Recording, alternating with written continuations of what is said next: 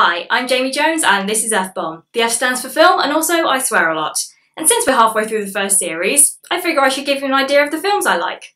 Amongst my favourites are Fargo, Hot Fuzz, How to Train Your Dragon 1 and 2, and sitting on top of the list, The Iron Giant. Now, most people would agree that's a solid list of quote-unquote smart movies, but I have a confession to make. I like dumb shit too. While I would never say that any of these are my favourites, hell, some of these I'm actually ashamed of. Amongst the films I have watched and enjoyed are Cats and Dogs, Tim Burton's Charlie and the Chocolate Factory, Tomb Raider 1 and 2, and the most embarrassing of all, Basketball. A film so bad, even the stars later derided it.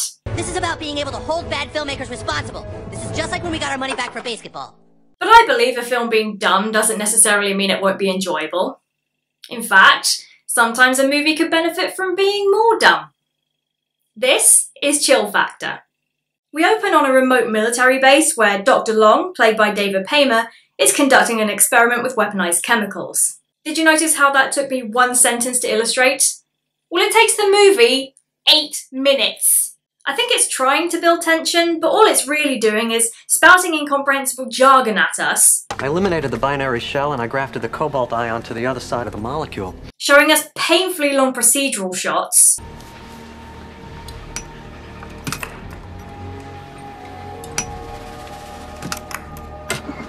And setting up a conflict between the Doctor and Colonel Brenner, played by Peter Firth.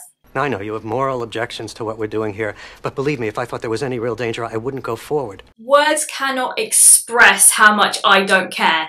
Mostly because, at this point, I don't really know why they're there, what they're doing, or what the consequences are if whatever it is goes wrong. Which, of course, it does. That's what you get for entrusting the delivery of a bomb to a dude in a Hawaiian shirt. But yes, something in the original calculations was wrong. Abbott's predicting the effective detonation radius is 5 miles. 5 miles? It was 200 yards a minute ago. Safe distance 200 yards? I'm not sure it's actually possible to fuck up worse than that. Well, there is this. Oh, there's a massive explosion. Better take my mask off. Oh my god.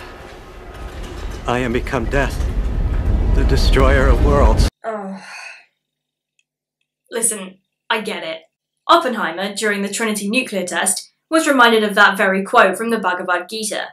But he didn't actually say it until years later, because saying it at the scene would have been fucking stupid. Cue some very poorly edited footage of the fallout with random bits of slow-mo for no reason. Back in America, Brenner is found guilty of criminal negligence. 10 years in the United States Disciplinary Command at Fort Leavenworth is justified.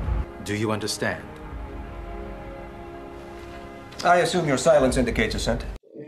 Not sure that's how the law actually works, but okay. And shit, if that's the penalty he's getting, then the doctor who was actually responsible for the whole thing and was technically in charge of the whole operation must be getting life or something. I wish they would have let me say something. What the fuck?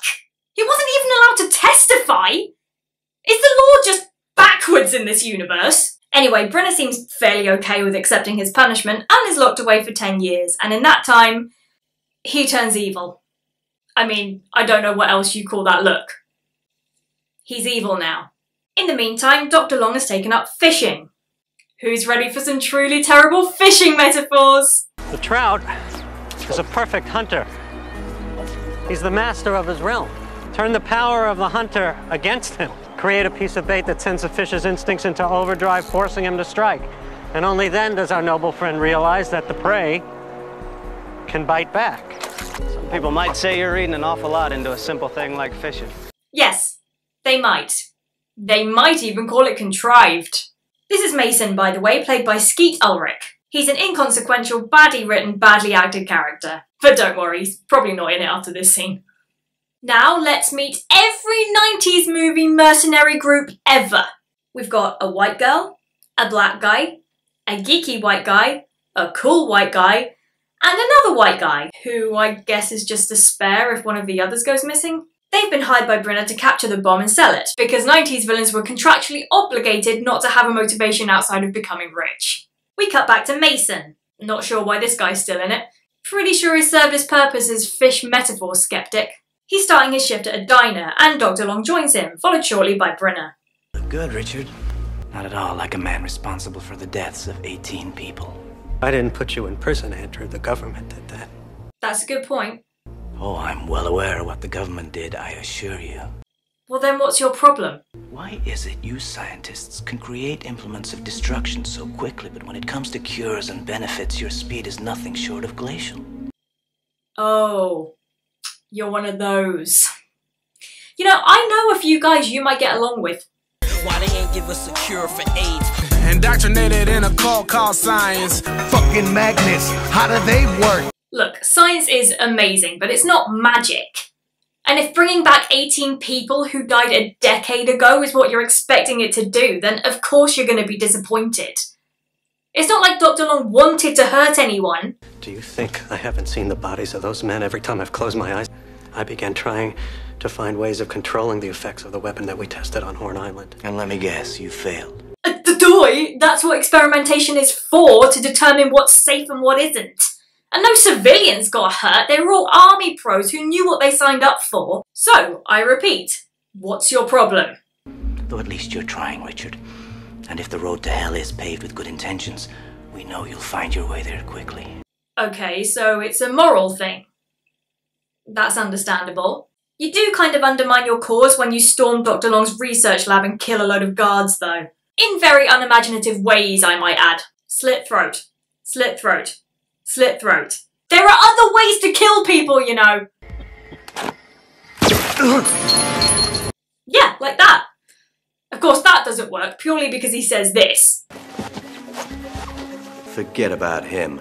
So he's definitely still alive, then. In fact, despite having a gunshot wound, he somehow managed to get the bomb from a different room and escape. Back at the diner and... ugh, you again! Mason is in trouble after supposedly selling beer to a minor. I know how to spot a fake ID, especially from a little geek like that kid. That little geek is my son. Wop wop. Turns out Mason has a bit of a history with the police, but is trying to turn over a new leaf, and why are we still following this character? He's a nobody! He has no charisma or personality- wait, why is his face on the poster? Oh, fuck off. Yep, believe it or not, Mason is one of the lead roles. Want to know who else is a lead role? This delivery guy who just showed up out of fucking nowhere. This is Arlo, played by Cuba Gooding Jr. And while, being blessed with natural charm, he is the best part of this movie, he's still working with just god-awful material. Since when does Darlene pay you in cash? Since today, new policy. Yeah, well, Darlene didn't say anything about it to me, so tell Andy to bill her like usual and let them sort it out. Move. He told me to collect cash. Andy, another fucking moron. Hey, you and I are seeing eye to eye on a whole range of issues this morning. He could have called first. He could have. That's true. But that would have been smart and fair. Two things Andy is not. But I tell you what, being that it's cash, I'm gonna give you 10% off. Stop! Oh, thank fuck, some plot. Mason, you have to take this to Fort Magruder. Mason? Why Mason? He's the only one I can trust. Wow. Your fishing buddy is the only person you can trust? That is one sad existence you live, pal. But at least Mason does have a previous connection with the Doctor. What does Arlo have to do with this? Is that his truck? Yeah, that's my truck. The compound has to be kept cold, or it'll ignite. Cold. Cold, how cold? Never let it reach 50 degrees. What if it does? Everything will die, Mason, in seconds. That's why you need his truck. Is this reminding anyone else of a different film? Also had a bomb. Also had 50 as a triggering number. I think it was called The Bus That Couldn't Slow Down. Brenner catches up to Dr. Long just as he dies. And finally, we get some of that sweet, sweet action movie campiness, which is the only reason we're watching this. There's everything. Hilariously bad dialogue. Iced coffee. I assume you want that to go. Assumptions are always dangerous. Actually, I was just looking for a restroom. I assume you have one. Assumptions are always dangerous. Forced tension. Doc Lum, yeah, I know him. Weirdo guy. He comes in from time to time, yeah. Not tonight, though. Not one, but two dumbass moves that should have got them killed instantly, and to top it all off, some needless machoism. Say, General. That'll be 50 cents for the coffee. Oof, just... mwah. With all the setup out of the way, it's now time for the boys to get into gear and... break down. Come on. Damn. What the hell's going on? It happens to this piece of shit all the time. This is exactly the kind of shit that stops me from fully enjoying this movie. It can revel so much in its comedy bits that it forgets all about pacing, tension, and forward momentum. And ironically, because we're getting bogged down in these sketches, it makes them less funny.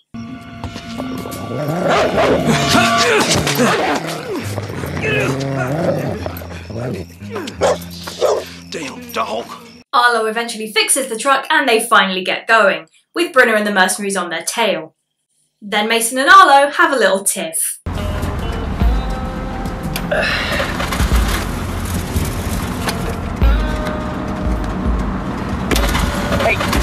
And then their hands gently grazed each other's, and they slowly turned to look into each other's eyes, the heat in the truck mirroring the heat in their loins. I'll just finish that later. The mercenaries catch up to them, one of them breaks into the back of the truck, and Mason reacts with all the emotion of a man who just found a stain on his third favourite pair of jeans. One of them's in the back. Dude! Someone is trying to steal one of the deadliest weapons known to man, which for some reason you're responsible for. Can you at least try to sound concerned? Take your gun! Doesn't work. What? Doesn't work! It's not even loaded! You mean to tell me you hijacked me with an empty gun? Yep. This guy doesn't know what a bomb is. There is no other explanation for why he's being this flippant. He manages to shimmy round the truck and fights the mercenary on the roof, but he's thrown off and all looks hopeless. How's he going to get out of this? Dig deep and find the strength within? Or is Arlo going to pull some sweet stunt with the truck? Or... get him to stand up, night shift! Hey!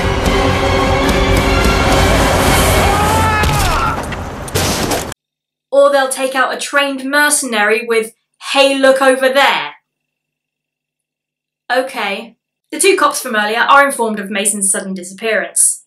And where are you going? After that refrigerator truck. What? Are you seriously gonna go after him because he called your son a geek? That's ridiculous! And probably illegal. I highly doubt he's still in your jurisdiction.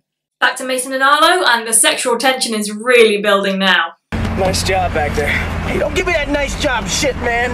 We still got a van load coming, and what do you got besides an empty gun? I was thanking you, asshole. Kiss my ass! Mason turned to his companion and ran his tongue lightly over his parted lips.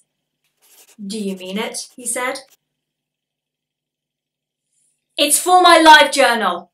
Mason tries to call 911. You snatch that for me one more time. Andy's ice cream. Cuba Gooding Jr. really is too good to be in this movie. But Brynner has hacked the line. You have no idea what you're in possession of. See, I told you he didn't know what a bomb is. I want you to look at one another and ask a simple question. Do you want to fuck? Are you actually prepared to die for a country that's never done a thing for you? No. Brynner blows up another truck, causing a rift in the road. They spend far too long edging their way around it, although there are shades of actual tension in this scene. Better fix that quick. One of the mercenaries abseils down to take them out, but they just run him over. Yeah, he really didn't think that one through, did he? Though they make it through that, they end up crashing anyway, and they have to pack the bomb with ice. Cream sandwiches. No, I'm not joking. Give me that, give me that. Okay, okay. Please don't keep it cold. Yeah, yeah. Oh, shit. And then they...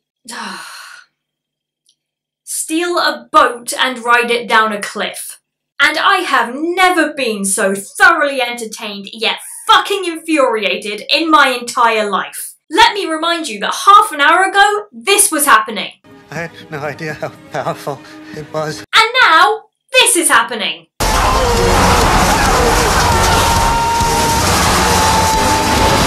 I have absolutely no fucking clue how seriously I'm supposed to take this movie. Don't let go! Don't let go! Don't let go!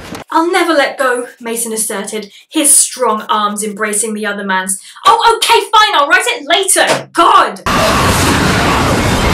Backwards! Excuse me? Backwards! Okay, Gooding, we both know you're too good to be in this Drek, and I completely understand you phoning in your performance, but could you try to refrain from reading out the stage directions? I have fucking eyes, I can see you going backwards! So they've miraculously survived their escape attempt. Good job that bomb was waterproof. Now they need to stealthily traverse the river without drawing any attention to themselves. Or not. The bomb is rapidly approaching critical temperature, but it seems both Mason and Arlo were blessed with an ignorance about what a bomb does because neither of them seem that bothered. Uh-oh. What? Thing just went up a degree. Ice cream's not working. No, really? This river's fed by a glacier. I'm willing to bet my life it's a good deal under 50 degrees. What do you think? Worth a try. Jesus Christ, even the music doesn't sound interested.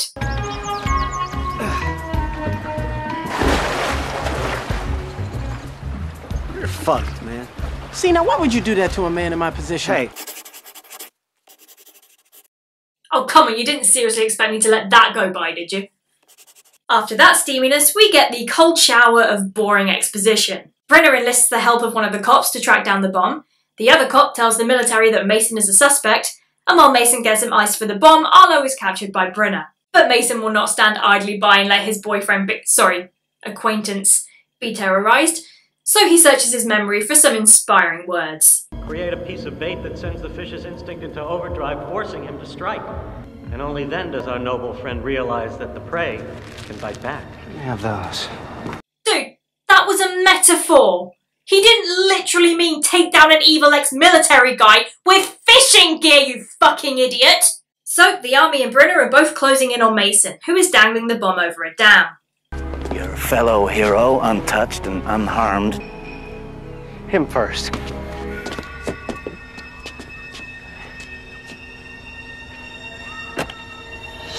Run! Brenner and his men are susceptible to the dumbest ploys, aren't they? First look over there, and now think fast? What's next, got your nose? Mason is shot. Yay! And Brenner gets the bomb, but the army surrounds him. And you know how less than a day ago he was spewing all this shit about morality? Not at all like a man responsible for the deaths of 18 people.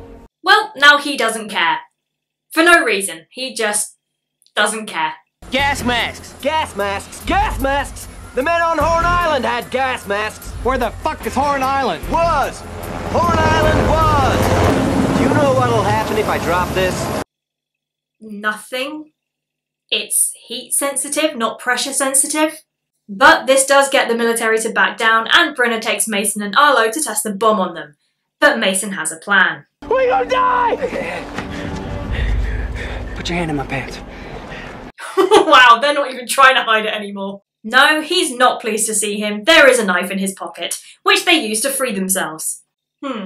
Seems like something the mercenaries would have checked for, but we've already established they're not the brightest bunch. I mean, they could go after them when they escape, but they don't. Turns out Mason switched the bomb goo with, I don't know, they never explain. But it works, so they nick another truck and make their escape into a tunnel, where Brenner and the mercenaries are taken out. Now we're on the home stretch. All they have to do is get out the other side of the tunnel, and since the bad guys are all down, it should be smooth sailing. You gotta be kidding me! Move the car, please!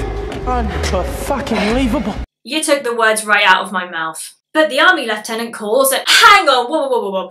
Now, I've put up with a lot of bullshit from this film, but phone signal? In a tunnel? In the 90s? I don't fucking think so. The cop turns out to be quite a shitty cop, not taking a bomb threat seriously and dooming all the innocent lives in that tunnel, as the lieutenant orders it to be sealed off. But hey, Mason did call his son a geek. All I had to do was get it on ice. Now it's over! Kiss your ass goodbye, Pappas! Ice? You want ice? I got a whole case of beer back here in the car floating in the stuff. Are you fucking kidding me? He went with blow up the tunnel before he went with check for ice?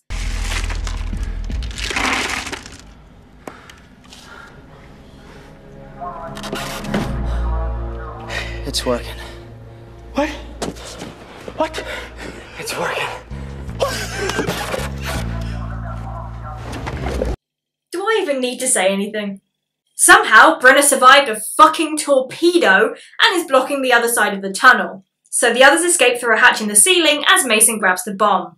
Probably would have been more sensible to let someone with 2 working legs sort that out, but then how would this bland white guy be a hero? Brenner and What's-Her-Face catch up with him, and he, of course, easily takes her out. I'm a professional. This won't hurt a bit. Well, I'm an amateur. This is gonna hurt like hell. See, if there were more lines like that, I wouldn't be complaining. Mason and Brenner fight in a scene that's so quickly cut together that it genuinely hurts my eyes. And we get one last dumb ploy that Brenner actually falls for. In any other film, this would be fucking stupid.